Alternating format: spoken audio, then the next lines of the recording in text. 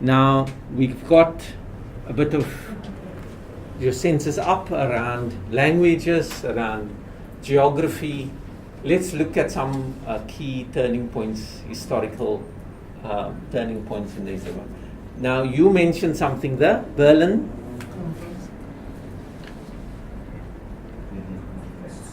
Where Berlin is in Germany. Okay. And this conference decided, this conference was in the late 19th century.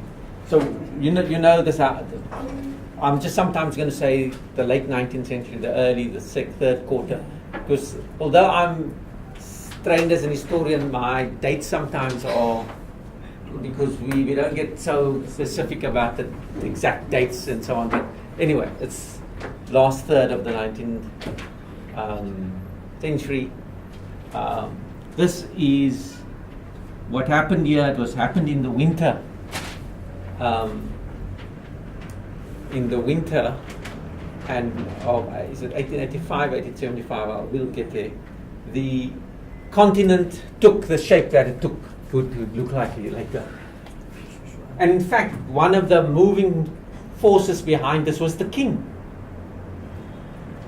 the Belgian king, and called this because the companies, the private companies, which the British and the French and especially the Belgian government had allowed to operate, and then the armies that came to support the companies, they were threatening war, because is this mine, is this yours, does this belong to France, does this belong to Britain? And they said, let's solve this once and for all and look at how we're going to deal with this territory. And that is when they decided what this continent would look like. So this map of Africa, which we're still sitting with very largely, apart from the map, recent changes such as Southern Sudan, was decided in the winter of in a German city. And they made these straight lines, which of course don't exist in geography. So in the Sahara, that's meaningless. In the Sahara, if you look at the borders between Mali and Niger and Libya, that small territory there is the size of France, northeastern Mali.